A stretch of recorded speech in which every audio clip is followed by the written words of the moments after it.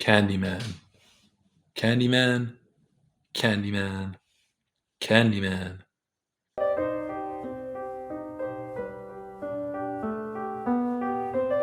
All right, guys, what's up? And if you haven't already guessed, I'm reviewing the 1992 horror film Candyman. I watched this for the first time with a friend over the weekend, and I got to say, I loved it. It was one of my favorite horror films I've ever seen. So I wanted to do a review on it.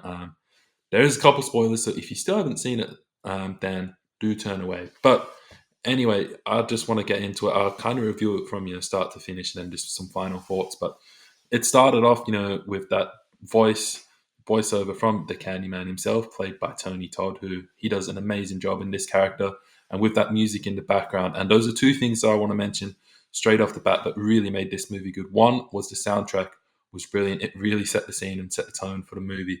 But two, Tony Todd's voice, like it was dark, it was mysterious, it was like the perfect sort of villain voice, killer voice. I was just like, wow, that really helped elevate this movie from a basic horror film to like a really good one, which I really enjoyed. And then the first half hour, 40 minutes of this film, it's pretty chill.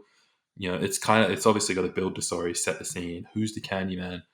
So you've obviously got Helen investigating it, or well, she's researching it, but the way that I interpreted it, or at least saw it, is more like she's investigating. She's kind of like, look, this Candyman's not real. She does the same as me. She did in the mirror.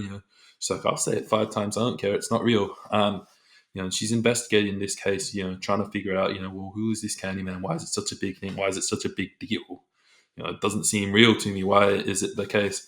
And it builds up, and she goes through, and it's really well done. I kind of watched it with like that nervous anticipation for that first half hour, 40 minutes. With another thing I want to say that was really good was the kind of jump scares that they had. Because they were kind of obvious when they were going to come, but how they came, they were really good. Like that one where she's in the bathroom by herself, and then the hand comes through the window. I was like, oh damn! Like I proper jumped in that one. That jump scare definitely got me. Like I could feel something was going to happen, but I didn't realize it was going to be that. And I definitely jumped. As like, oh damn, like, that one caught me out.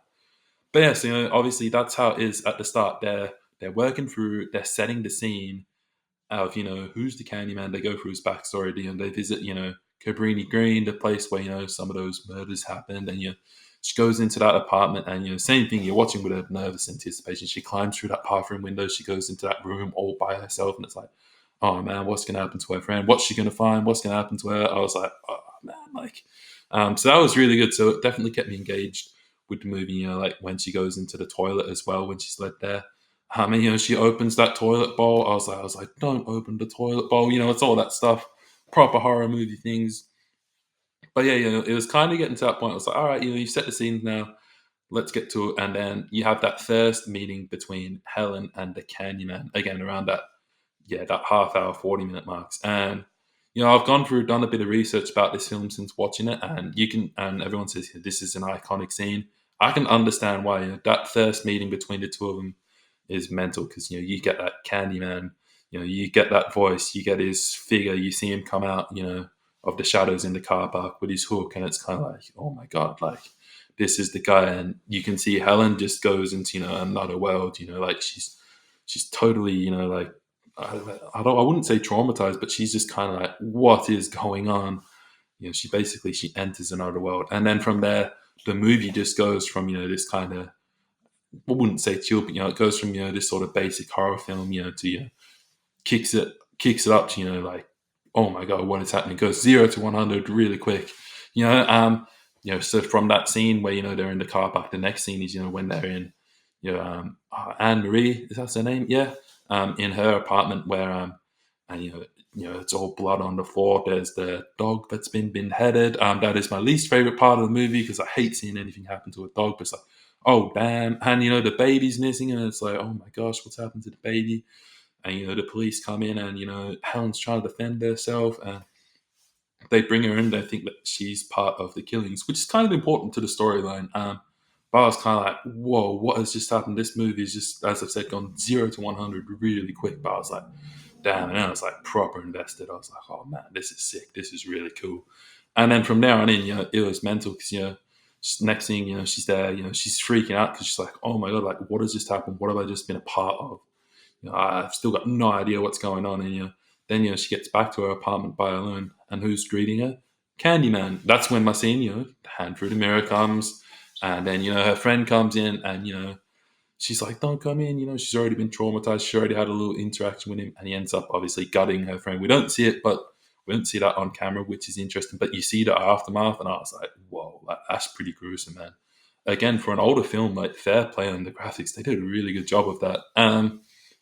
Making that look, as gruesome as it did. I won't put a picture because it may upset some people, but yeah, I was like, oh my gosh. And then again, Helen's back in, and this time, she's sort of in the police, but then she mainly ends up in a psych ward because they're kind of like, look, can't be a coincidence that you've been at the place of two really gruesome murders. One of them in your own apartment with someone that you know and you have a connection with.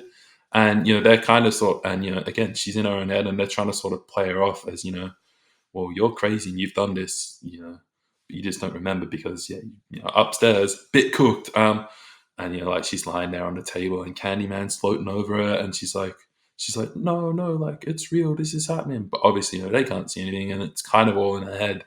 Um, and then, they get to that scene, which was, if I do have to pick a favorite scene, when she's in with, I guess, the psychiatrist or psych guy, I don't know. And, she does the Candyman in the mirror 5 times again. Nothing happens. And then he just pops up behind him and guts him. And I was like, oh, damn. I was like, that was a surprise again. That was another really well executed jump scare because I was like, oh my God. And, it was kind of like, because, she did it and nothing happened. And yeah, the site guy's just looking at her like, man, you crazy. You don't know what you're doing. And then, yeah, like 10 seconds later, gone.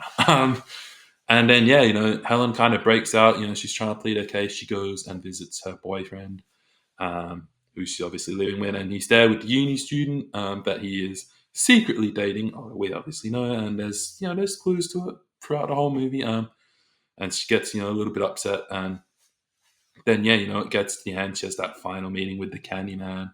She goes back to that, apartment or that room, whatever you want to call it, probably more of a room. And, it's always you, Helen, that song I had at the start, and, it's just kind of like, and, the Be My Victim, Come Join Me, stuff like that, so many classic things like that in this movie, which I really liked. And yeah, it was, that was it. Like, she's kind of like, wait, so is it really me? And you're kind of left thinking, has it really been Helen the whole time? Has it been the Candyman? Is he real? Is he fake? Is it in her head?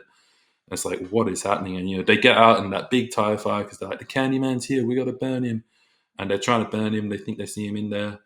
He does end up getting burned from what I can tell. And Helen somehow comes out with like half her body burnt or like her head and stuff all burnt. But she's actually saved that Anne Marie's baby, which is really cool. So she did do good in the movie, which is nice. So, although, it's made to be that, she's a killer and, maybe not the best person, she still saved the baby from a burning tire fire thing, which, yeah, I don't really know how she did.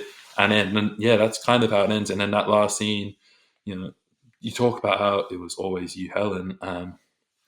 She goes through and have it or not, the boyfriend's in the mirror. He repeats 5 times, Helen, Helen, and then she comes out and she's, wow, what was the line? I can't remember off the top of my head, but she says something like, "Oh, are you scared of something?" And I think that was a little quote or something. Can't remember off the top of my head. And yeah, she ends up killing him, and that is how the movie ends. So, which is cool. He basically got what he deserved, and and then yeah, you're left kind of thinking, well, really, is it? Was it always Helen? Was it her the whole time? Did she do all the killings? Did she not? But yeah, fantastic story. It pieced together really well. I really enjoyed it. Yeah, not a lot else to say. I want to put up a couple of reviews on the screen of ones that I've read from people on Letterboxd. I'll put up my friends as well. My friend I watched it with, Mark.